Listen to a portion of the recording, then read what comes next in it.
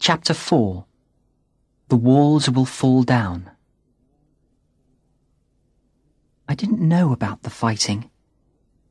All I knew was the village, and the things my brother told me about the big town.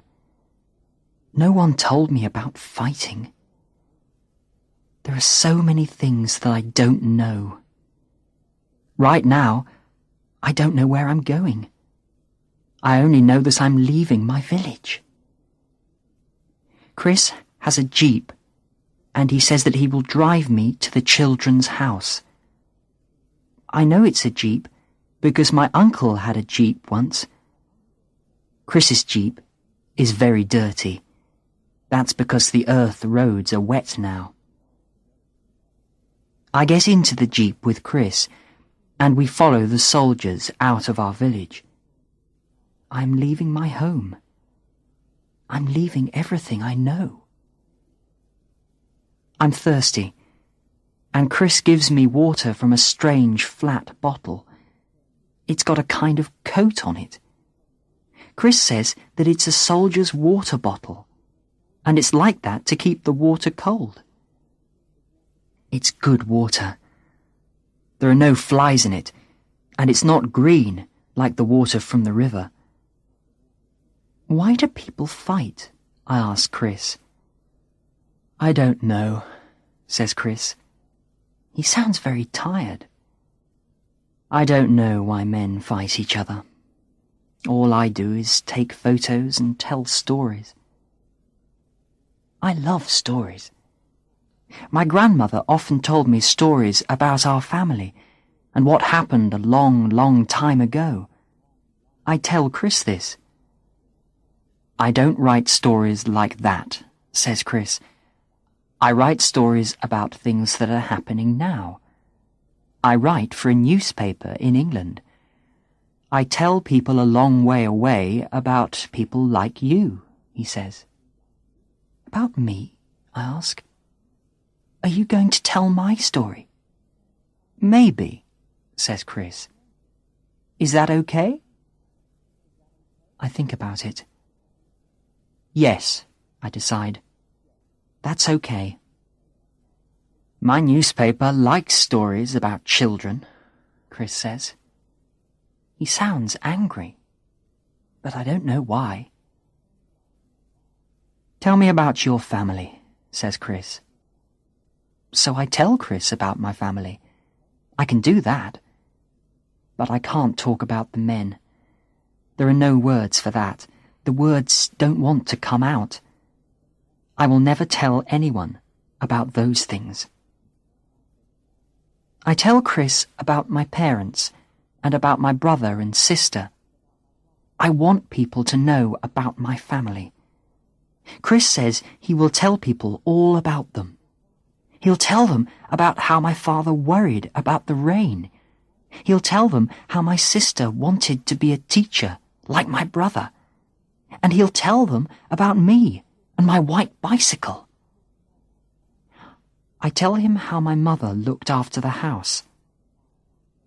After the fire, a lot of the house fell down. I told my mother all about it, I say to Chris. You told your mother? He asks. Yes, I talked to her ghost.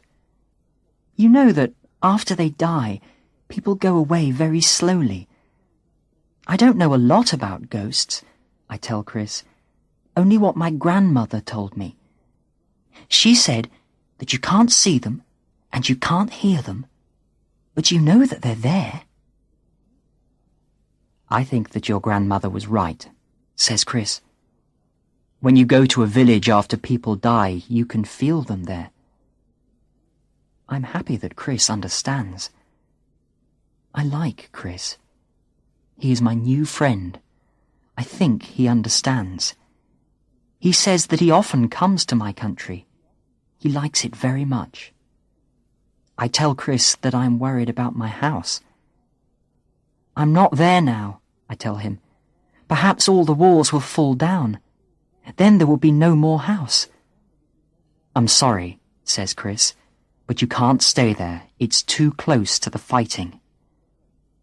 When I was a very small boy, I tell Chris, I didn't know why there were walls. So I asked my mother. What did she say? Chris asks me.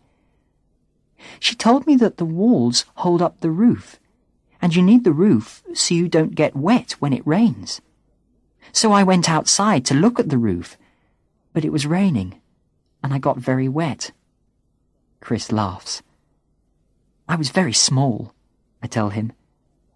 I asked my mother lots of questions, and she always knew the answers. My children were the same. They always asked me lots of questions, but I don't think I always knew the answers, says Chris. But we also had walls outside, all the way round the farm, I tell Chris. You saw them. When I was small, I walked round them and thought that these were walls, but there wasn't a roof. So I asked my mother why there were walls all round the farm and no roof. And what did your mother say? Chris asks me. She told me that the walls showed that it was our house. We had walls to stop other people from coming in. But I thought, why did we want to stop people from coming in? I didn't understand then, you see. Lots of people came into our house. My father's friends often came in, and they drank and laughed together.